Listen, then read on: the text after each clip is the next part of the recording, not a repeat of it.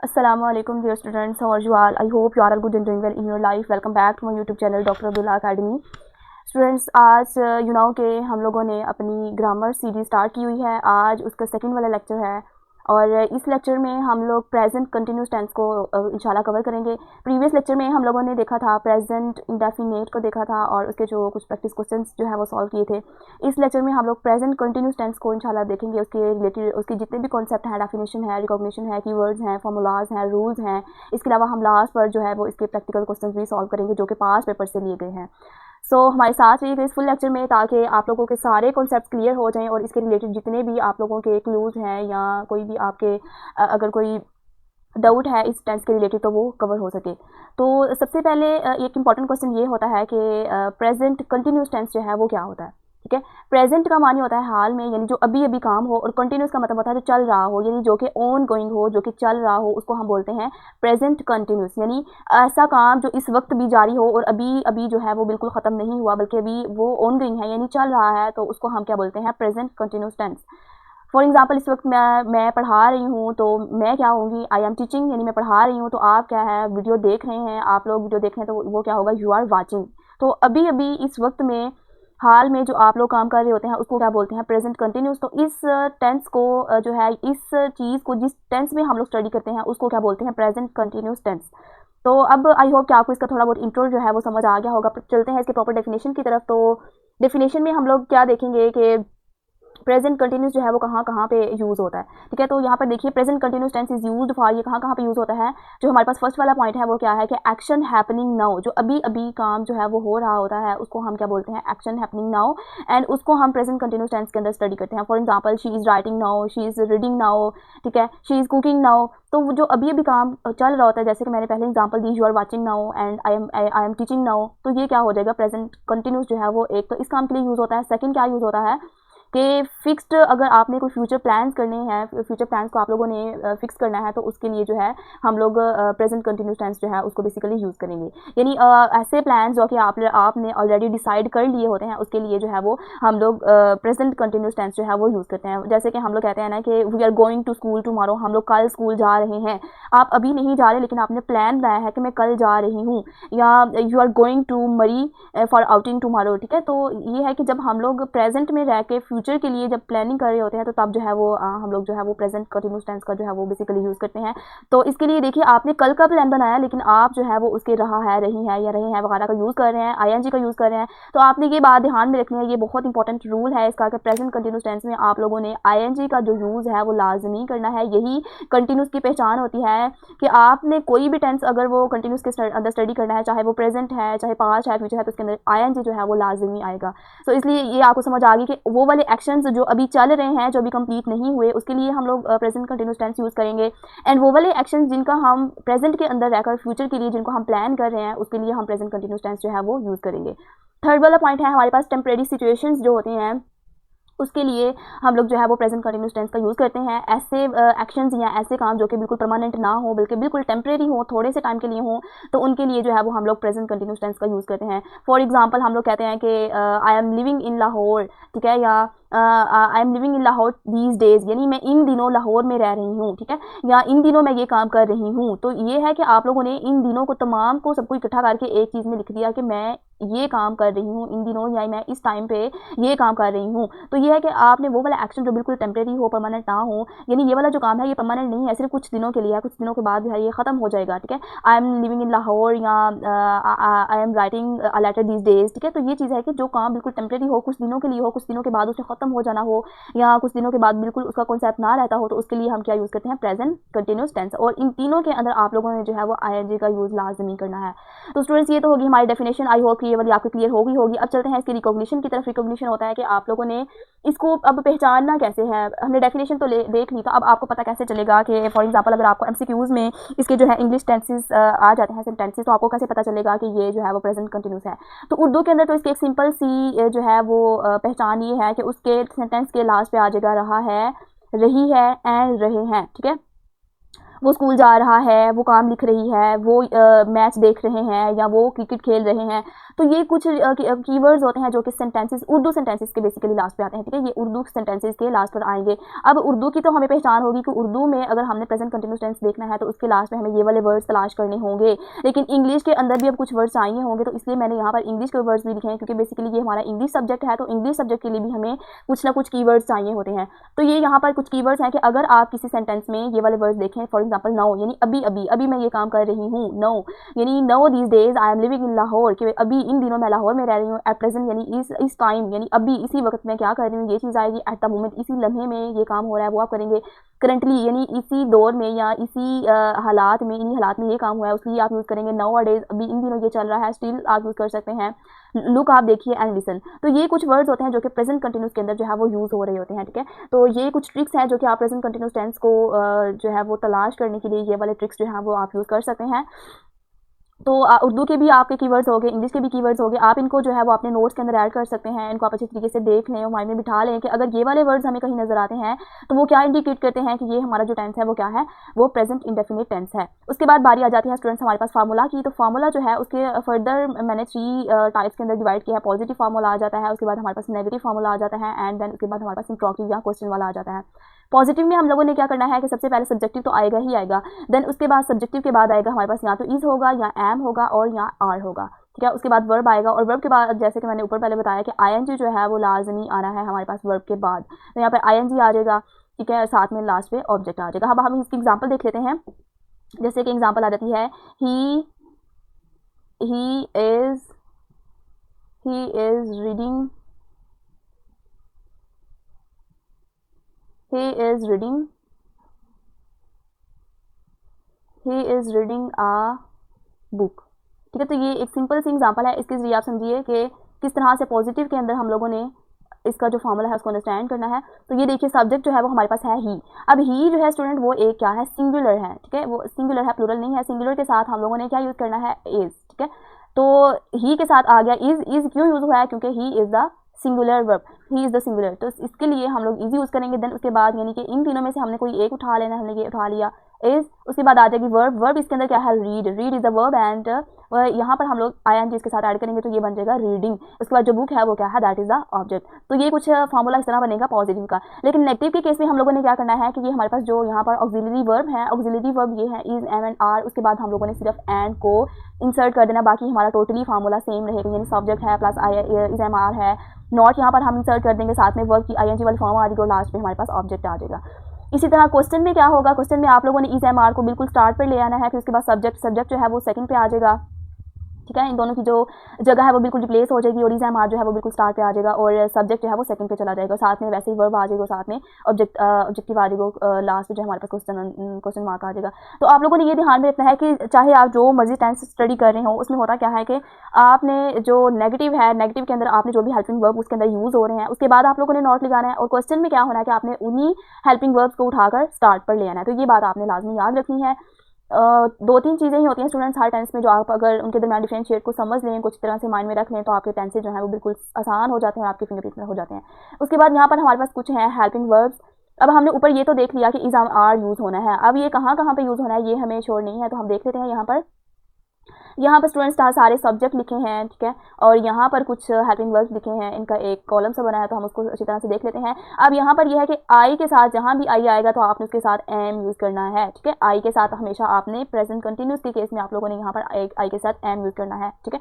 तो ये आपने बात याद रख लेनी है कि आई के केस में आपने साथ में एम यूज़ करना है, जैसे I am reading, I am writing, I am going to school, ठीक है। तो ये कुछ चीज़ें हैं कि आई के साथ हमेशा आप लोगों ने एम को यूज़ करना है।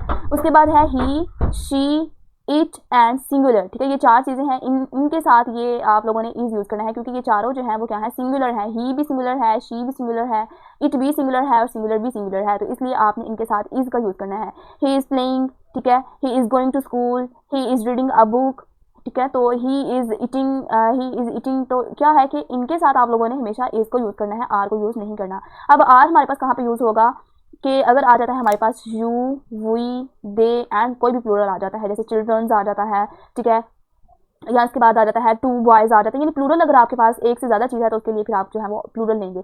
तो ये देखिए यू जो है, यू एक प्लूरल है, यू के साथ हम लोग क्या यूज़ करेंगे, आर यूज़ करेंगे। वी के साथ भी हम लोग आर यूज़ करेंगे, दे के साथ भी आर यूज़ करेंगे, और अगर कोई प्लूरल आ जाता है तो उसके केस में भी हम लोग क्या यूज़ करेंगे, आर यूज़ करेंगे। अब कुछ स्टूडेंट्स ऐसे होते हैं जो कि यू के साथ इज लिख देते हैं, वी के साथ इज लिख देते हैं, दैट इज़ टोटली रॉन्ग। आप लोगों ने इस चीज़ को अंडरस्टैंड कर लेना है कि हमारे पास ये जो चीज़ें हैं यू, वी एंड दे, इनके साथ हमारे पास हमेशा आर यूज़ होगा, इज यूज़ नहीं होगा। तो ये कुछ स्टूडेंट्स हैं जो कि मिस्टेक्स यहाँ पर कर जाते हैं। तो यहाँ तक हमारे पास डेफिनेशन भी क्लियर होगी। उसके बाद हम लोगों ने यहाँ पर कीवर्ड्स भी देख लिए, फॉर्मूलाज भी देख लिए, हेल्पिंग वर्ब्स भी देख लिए। अब हमारे पास बारी आ जाती है इंपॉर्टेंट रूल्स की। That is very important in this series. Important rules आपको पता होना चाहिए कि हर टेंस में कौन कौन से रूल्स जो हैं वो हमें फॉलो करने हैं, क्योंकि स्टूडेंट्स रूल्स के बगैर हर चीज़ जो है वो इनकम्प्लीट होती है। हर चीज़ में, हर पहलू में आप लोगों को रूल्स जो है वो जरूर फॉलो करने होते हैं। तो टेंसेस के अंदर भी रूल्स को ऐड करने का मकसद यही है कि आप लोग इनको नंबरिंग के जरिए याद रखें कि इसके अंदर कितने रूल्स यूज़ हुए हैं, इसके अंदर कितने रूल्स यूज़ हुए हैं। तो प्रेजेंट कंटिन्यूस जो है वो इसके अंदर बेसिकली 3 रूल्स हैं। हम उनको देख लेते हैं कि कौन कौन से यूज़ हुए हैं।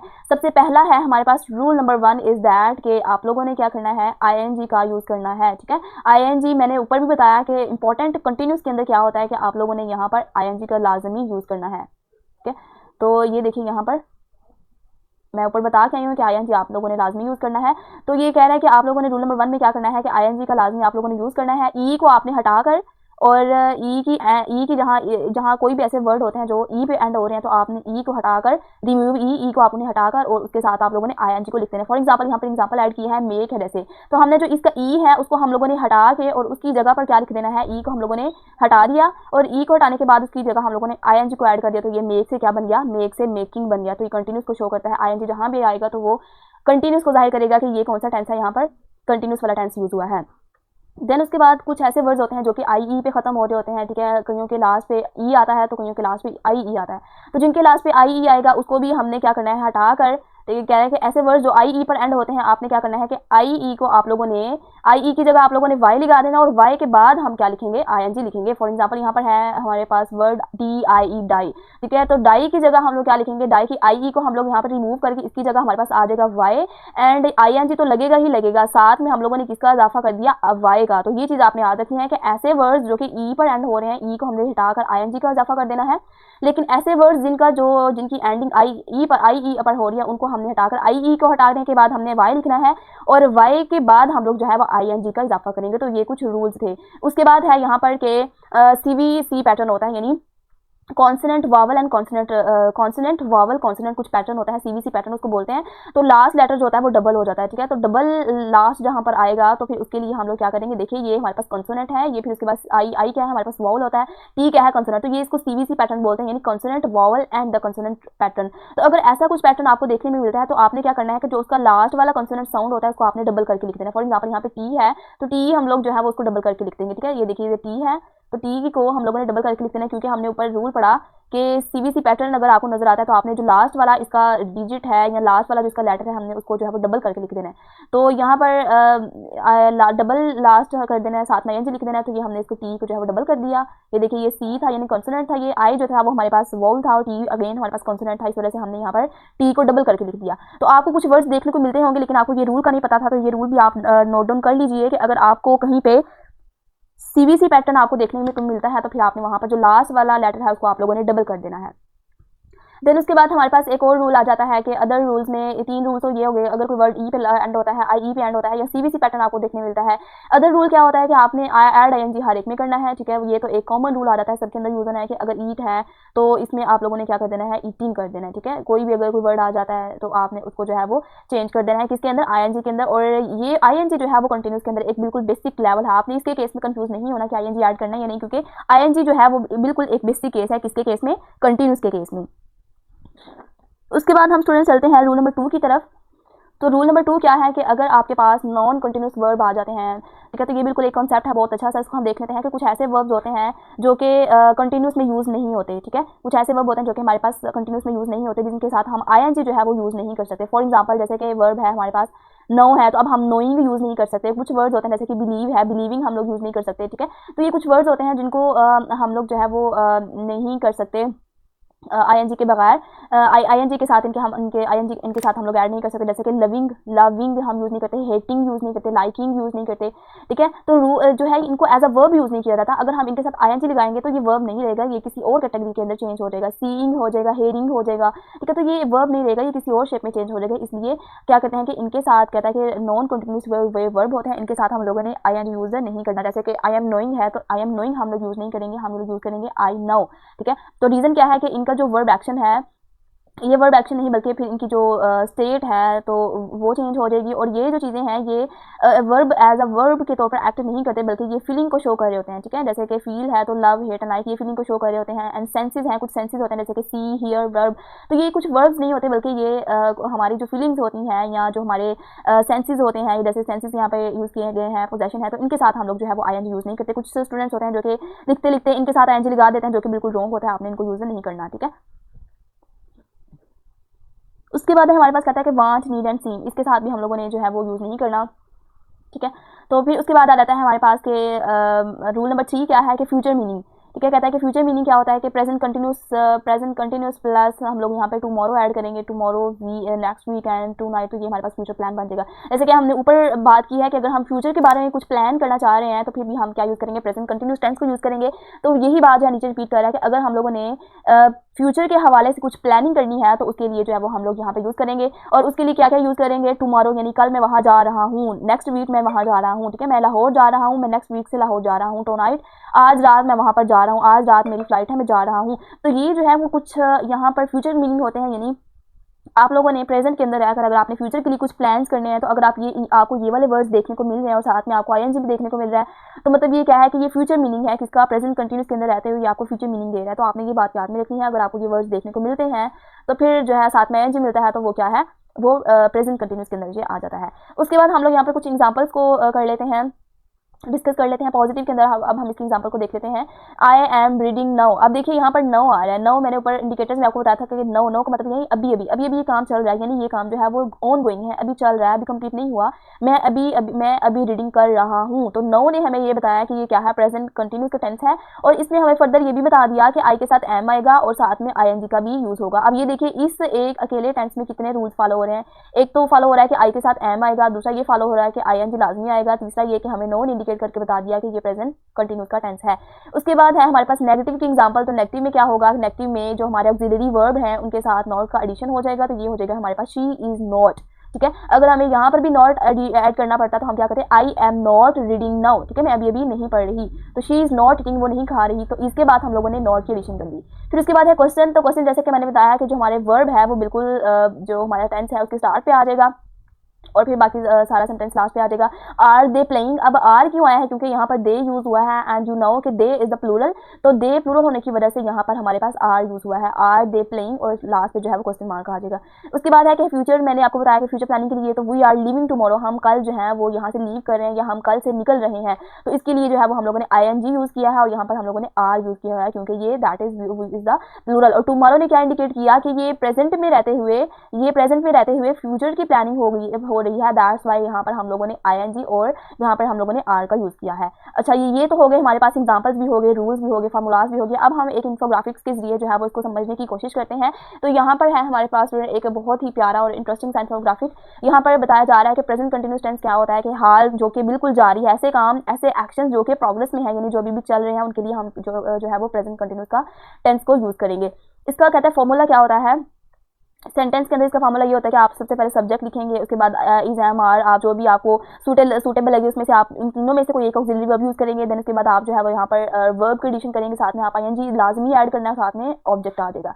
उसके बाद यहाँ पर है कि हेल्पिंग वर्ब्स कौन कौन से यूज हुए हैं। आई के साथ स्टूडेंट यूज होगा एम, देन उसके बाद ही शी इट जो है वो उसके साथ यूज होगा एज, क्योंकि ये सिंगुलर है, इनके साथ इज यूज होगा।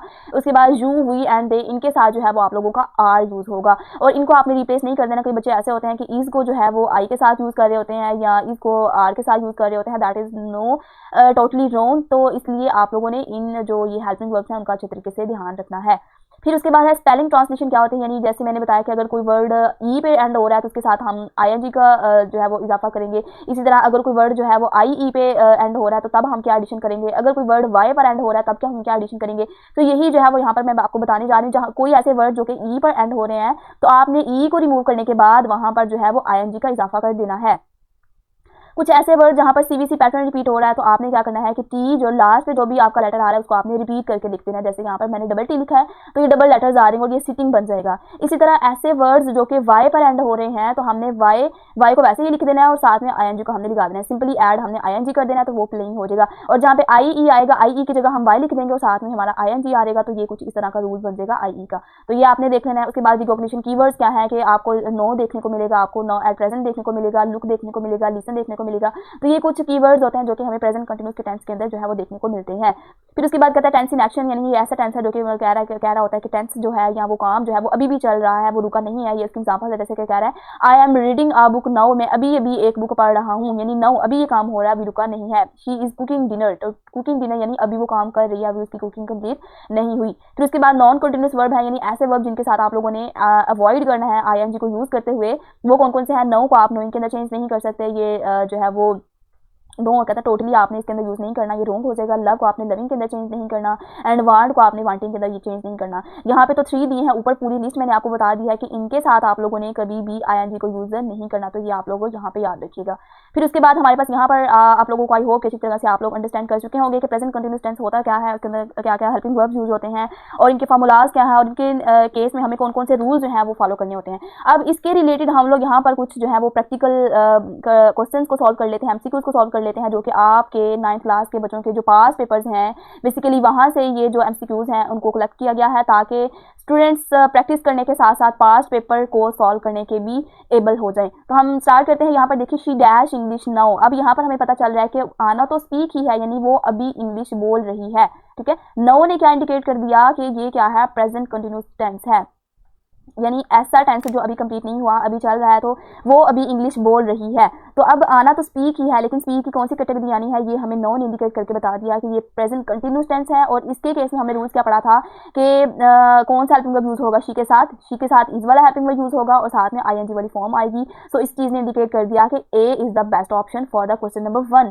तो ये वाला क्यों यूज नहीं होगा, क्योंकि यहाँ पर वर्ब की सेकंड फॉर्म यूज हुई है। तो हमने देखा था कि यहाँ पर प्रेजेंट कंटिन्यूस के केस में वर्ब की फर्स्ट फॉर्म यूज होनी है, वर्ब की फर्स्ट फॉर्म यूज होनी है और साथ में आईएनजी का एडिशन होना है, ठीक है। वर्ब की फर्स्ट फॉर्म प्लस आईएनजी, ये वर्ब की फर्स्ट फॉर्म साथ में आईएनजी यूज होगा। लेकिन इस केस में क्या है कि वर्ब की सेकंड फॉर्म यूज हुई है, so this option is not correct. And यहाँ पर वाज जो है, वाज हमारे रूल्स के अंदर कहीं भी नहीं है और स्पीक अकेला भी नहीं आएगा, साथ में आईएनजी लाजमी आएगा। तो ये हमारा क्वेश्चन नंबर 1 सॉल्व हो गया। अब चलते हैं क्वेश्चन नंबर 2 की तरफ। वो कहता है she dash French at present. कहता है कि वो एट प्रेजेंट का मतलब क्या है कि अभी अभी काम हो रहा है, वो यानी इन दिनों वो ये काम कर रही है। She dash French at present कि वो अभी इंग्लिश सीख रही है। ऐसा तो नहीं ना कि उसने इंग्लिश सीख ली है, उसने अभी इंग्लिश सीख ली है, यानी अभी वो बैठी है और उसने सारे रूल्स देख लिए, सारा कुछ देख लिया और उसने अभी इंग्लिश सीख लिया, ऐसा तो नहीं ना। तो इसलिए क्या है कि वो अभी इंग्लिश सीख रही है, यानी अभी वो इस सिचुएशन में है, अभी वो इस प्रोसेस से गुजर रही है। तो उसके लिए क्या आएगा, शी के साथ इज आएगा और साथ में आईएनजी आ रहेगा, क्योंकि ये एट प्रेजेंट ने इंडिकेट कर दिया कि ये हमारे पास प्रेजेंट कंटिन्यूस का टेंस है, इसलिए शी के साथ इज आएगा और साथ में आईएनजी आएगा। लर्न नहीं आएगा क्योंकि आईएनजी साथ में यूज नहीं हुआ, लर्न वैसे ही थर्ड फॉर्म है, ये भी नहीं आएगा। और लर्न आईएस का यूज नहीं होगा क्योंकि ये कौन सा प्रेजेंट इंडेफिनिट टेंस है, इसलिए यहाँ पर the best option is the B option which is learning. उसके बाद है इट डैश एट प्रेजेंट, कहता है कि अभी बारिश हो रही है। अब देखो फिर लास्ट पे रही है आ गया, ठीक है। आप जब भी टेंसेस को सॉल्व कर रहे होते हैं उनको उर्दू के अंदर ट्रांसलेट करके देख लिया करें, फिर आपको रूल्स जो है वो अच्छी तरह से समझ आ जाते हैं। कहते हैं अभी बारिश हो रही है। अब हो रही है, इसका रही है का मतलब क्या है कि यहाँ पर प्रेजेंट कंटिन्यूस का टेंस यूज हुआ है। अब हमें ये देखना है कि इट के साथ कौन सा वर्ब आता है, तो इट के साथ इज वाला आता है और साथ में आईएनजी आएगा, ठीक है। तो ये आ जाएगा कि इट डैश एट प्रेजेंट के अभी बारिश हो रही है, तो इट के साथ इज आएगा। इसी तरह रूल्स को देखते हुए हमें ये इंडिकेट हमें हो गया कि B is the correct option. Will नहीं आएगा क्योंकि ये कौन सा फ्यूचर वाला है, हैज भी नहीं आएगा और वाज भी नहीं आएगा, तो B is the correct answer of question number 3। Question number 4 है the baby dash for milk no. अब नो ने इंडिकेट कर दिया that is the present continuous tense, तो इसके लिए नो ने हमें ये बता दिया कि ये कौन सा टेंस यूज हुआ है। अब हमने उस टेंस के अकॉर्डिंग इस जो हमारी ये है ब्लैंक, इसको हमने फिल करना है। तो द बेबी क्या है, एक सिंगुलर है हमारे पास और इस सिंगुलर की वजह से यहाँ पर इज आएगा और साथ में आईएनजी वाली फॉर्म आएगी और हमारे पास वर्ब क्या है, दैट इज क्राई। तो verb the baby is crying, तो that is the correct option. और क्राई नहीं आएगा क्योंकि इसके साथ आईएनजी यूज नहीं हुआ, क्राइड भी नहीं आएगा क्योंकि ये सेकंड फॉर्म है और विल तो बिल्कुल भी नहीं आना, तो that is B option is the correct option. एक और बात बताती चलूँ आपको स्टूडेंट्स कि इन नोट्स की अगर आपको ज़रूरत हुई तो मैं डिस्क्रिप्शन में इसका जो लिंक है वो पेस्ट कर दूंगी ताकि आप लोग आसानी से ये नोट्स हासिल कर सकें। अगर आप लोग इंटरेस्टिंग हैं इस पूरी सीरीज़ को देखने में या इसके नोट्स अपने पास सेव करने में तो आप लोग कर सकते हैं। उसके बाद है आई एम, तो यहाँ पर देखिए I am dash for my English book. मैं I am looking for my English book. मैं अपनी इंग्लिश की जो बुक है वो ढूंढ रही हूँ या तलाश कर रही हूँ। तो रही हूँ मतलब आ गया कि अब मतलब ये है कि ये क्या है, इंग्लिश प्रेजेंट कंटिन्यूस टेंस है। रही है आ गया ना, मैं सॉरी रही हूँ आ गया, रही हूँ मैं इंग्लिश की बुक अपनी तलाश कर रही हूँ। तो उसके लिए एम है, एम हमें क्या इंडिकेट कर रहा है, इज एम आर जो है वो किसके हेल्पिंग वर्ब्स हो सकते हैं। या तो आप कीवर्ड्स को देखते हुए अपने टेंस को इंडिकेट कर सकते हैं कि यहाँ पे फलां हमारा जो टेंस है वो यूज़ हुआ है, या आप लोग हेल्पिंग वर्ब को देखते हुए अपना टेंस को इंडिकेट कर सकते हैं। तो अब यहाँ पर जो हेल्पिंग वर्ब यूज़ हुआ है दैट इज एम, और वो किस चीज़ को इंडिकेट कर रहा है कि यहाँ पर हमारे पास प्रेजेंट कंटिन्यूस वाला टेंस जो है वो बेसिकली यूज हुआ है। तो अब आई के साथ एम आता है दैट इज द करेक्ट, ठीक है, आई के साथ तो एम ही आना है, यहाँ तक हमारे पास करेक्ट है। उसके बाद है आई एम के साथ जो है वो अब हमें ये पता चल गया कि प्रेजेंट कंटिन्यूस वाला है। प्रेजेंट कंटिन्यूस के अंदर स्टूडेंट्स आईएनजी वाली फॉर्म यूज होती है दैट इज सी ऑप्शन, और लुक नहीं आया क्योंकि इसके साथ आईएनजी नहीं है। ईडी वाला वैसे ही जो है वो हमारे पास सेकंड फॉर्म है, ये भी नहीं आएगा, और एस तो बिल्कुल भी ऐड नहीं होना क्योंकि ये प्रेजेंट इंडेफिनिट के केस में ऐसा होता है। तो इसलिए हमारे पास करेक्ट ऑप्शन क्या है दैट इज सी, कि हमारे पास आई एम लुकिंग आ जाएगा। एम ने ये इंडिकेट कर दिया कि यहाँ पर आईएनजी वाली फॉर्म आएगी। उसके बाद है हमारे पास क्वेश्चन नंबर 6, वो कहता है कि the hen is dash eggs, जो मुर्गी है वो अंडे दे रही है, ठीक है, मुर्गी अंडे दे रही है। इज ने ये इंडिकेट कर दिया कि इज किसका हेल्पिंग वर्ब है, प्रेजेंट कंटिन्यूस टेंस का, तो इज ने ये इंडिकेट कर दिया। अब इसके साथ क्या आएगा, हमेशा आईएनजी वाली फॉर्म आएगी। आप स्टूडेंट्स अगर एमसीक्यूज आपको आ जाते हैं इस टेंस में से तो आप इसको किस तरह से कर सकते हैं, जहां पर आप लोग इज देखें, जहां पर आप लोग एम देखें, जहां पर आप लोग आर को देखें, तो आपको ये चीज़ क्लिक कर जानी चाहिए कि जहां पर इज एम आर वाले हेल्पिंग वर्ब्स यूज हो रहे हैं तो उसके साथ आईएनजी भी लाजमी आना चाहिए। अगर उसमें आईएनजी नहीं आ रहा तो वो टोटली रॉन्ग हो जाएगा, फिर आपको वो जो है वो चीज़ यूज़ नहीं करनी होगी, ठीक है। तो ये आपने ये छोटा सा ट्रिक है कि अगर इज एम आर आ कहीं देखे तो आपने उसके साथ ये भी देखना है कि उसके साथ आईएनजी लाजमी यूज़ होना चाहिए। तो यहाँ पर इज है तो इज अगर आ गया तो साथ में आईएनजी भी लाजमी आएगा, क्योंकि अगर इज तब यूज़ होता है जब प्रेजेंट कंटिन्यूस हो, तो जब प्रेजेंट कंटिन्यूस होगा तो उसके साथ आईएनजी भी लाजमी आएगा। तो इसलिए आईएनजी वाला लेंगे हमारे पास ये सी वाला that is the correct option, and A वाला is not is wrong, totally wrong, and S वाला भी रॉन्ग है, एंड लेड ये तो वैसे तो हमारे पास सेकंड फॉर्म है दैट इज रॉन्ग, तो सी इज द करेक्ट ऑप्शन। उसके बाद है क्वेश्चन नंबर 7, तो क्वेश्चन नंबर 7 क्या कह रहा है, कहता है I am dash for my English book. I am dash, तो ये मुझे लगता है रिपीट हो गया, तो मैं अपनी इंग्लिश की बुक जो है वो ढूंढ रही हूँ। तो एम आ गया, एम किसका हेल्पिंग वर्ब है, एम हेल्पिंग वर्ब है हमारे पास प्रेजेंट कंटिन्यूस टेंस का, तो इसकी वजह से हम यहाँ पर आईएनजी वाला जो है वो लगाएंगे, तो that is the looking, I am looking for my English book. मैं अपनी इंग्लिश की जो बुक है वो तलाश कर रही हूँ, तो इसकी वजह से यहाँ पर जो है वो आईएनजी वाला जो है वर्ब की फॉर्म आ जाएगी दैट इज लुकिंग, तो सी वाला जो है वो हमारा करेक्ट ऑप्शन है। उसके बाद यहाँ पर हमारी प्रैक्टिस जो है वो कंप्लीट होगी। बस इतने ही क्वेश्चन जो है वो पास्ट के अंदर रिपीट हुए थे प्रेजेंट कंटिन्यूस के हवाले से, तो वो मैंने यहाँ पर आपको करवा दिए। अब उसके बाद है हमारे पास एक क्विक सी समरी है, उसको देख लेते हैं कि टेंस हमारे पास यहाँ पे कौन सा है, that is the present continuous tense. हमारे पास ये वाला आज का टेंस हमारा कवर हो रहा है। उसके बाद उर्दू में इसको क्या बोलते हैं, उसको हाल जारी बोलते हैं। इसकी रिकॉग्निशन यानी इसकी पहचान क्या है, उर्दू के अंदर ये है कि रहा है, रही है, रहे हैं यूज होगा। इंग्लिश के अंदर इसके कीवर्ड्स कौन कौन से यूज हो सकते हैं, now, at present, at the moment, etc. कुछ और भी है जो कि आप ऊपर स्क्रॉल करके देख सकते हैं। उसके बाद है हमारे पास फॉर्मूला क्या है कि जो पॉजिटिव है वो बेसिकली यहाँ पे यूज किया गया। अगर आप नेगेटिव एंड इंट्रोक्टिव का दोबारा से देखना चाहते हैं तो आप बैक करके पीछे जाकर देख सकते हैं, या आप नोट्स मैं लिंक जो है वो कॉपी कर दूंगी, आप वहाँ पे जाकर इसके फॉर्मूलाज को भी प्रॉपर नोट डाउन कर सकते हैं। सबसे पहले हमारे पास सब्जेक्ट आएगा, उसके बाद इज एम और में से कोई एक वो सिचुएशन के रिलेटेड आप लोग लगाएंगे, देन उसके बाद वर्ब की आईएनजी वाली फॉर्म आ जाएगी, उसके बाद आपका ऑब्जेक्ट आ जाएगा। उसके बाद यहाँ पर जो है हेल्पिंग वर्ब्स कौन कौन से यूज होने हैं, दैट इज वेरी इंपॉर्टेंट कि इज एम आर यहाँ पर यूज होगा। इज एम आर इस चीज को इंडिकेट करेगा कि यहाँ पर प्रेजेंट कंटिन्यूस का टेंस जो है वो यूज हुआ है। तो आप स्टूडेंट्स इस टेंस को दो तरीकों से इंडिकेट कर सकते हैं। फर्स्ट ऑफ ऑल ये कि आप लोग जो कीवर्ड्स मैंने आपको बताए हैं उनके जरिए, और सेकंड वन इज दैट कि आप लोग हेल्पिंग वर्ब के जरिए भी इंडिकेट कर सकते हैं। जहां पे भी आपको इज एम आर वाला इज एम आर में से कोई भी एक भी अगर आपको दिखे हेल्पिंग वर्ब, तो आप लोगों को क्लिक कर जाना चाहिए कि यहाँ पर प्रेजेंट कंटिन्यूस वाला टेंस यूज हुआ है। या अगर यहाँ पर कीवर्ड्स ये वाला यूज होते हैं, now, at present, at the moment या लिसन, लुक, तो आप लोग ये सोच सकते हैं कि यहाँ पर प्रेजेंट कंटिन्यूस का टेंस यूज हुआ है। That is all for today. I hope कि आपको लेक्चर बहुत अच्छे तरीके से समझ आगे होगा। आज हमने प्रेजेंट कंटिन्यूस टेंस को बेसिक से लेकर एडवांस लेवल तक समझा है, इसके रिलेटेड हर एक डिटेल को देखा है, इसकी डेफिनेशन को, इसके फॉर्मूलाज को, रूल्स को, इन्फोग्राफिक की हमने प्रॉपर समझा है। तो अगर आपको ये लेक्चर हेल्पफुल लगा हो तो प्लीज़ लाइक कर दीजिए, अपने दोस्तों के साथ शेयर कीजिए, और हमारे चैनल को सब्सक्राइब कर दीजिए। मिलते हैं नेक्स्ट वीडियो में, जिसके अंदर हम लोग अपने जो प्रेजेंट परफेक्ट टेंस है उसको इंशाल्लाह हम लोग समझेंगे। तो तब तक के लिए आप लोग खुद टेंसेस बनाते रहिए, खुद प्रैक्टिस करते रहिए, डेली बेसिस पर आप लोग प्रैक्टिस करते जाइए, अपनी गलतियों को दुरुस्त करते जाइए और आप लोग सीखते जाइए। बाकी मिलते हैं नेक्स्ट वीडियो में, तब तक के लिए अपना बहुत ख्याल रखिए, अपने प्यारों का ख्याल रखिए। अल्लाह हाफिज़।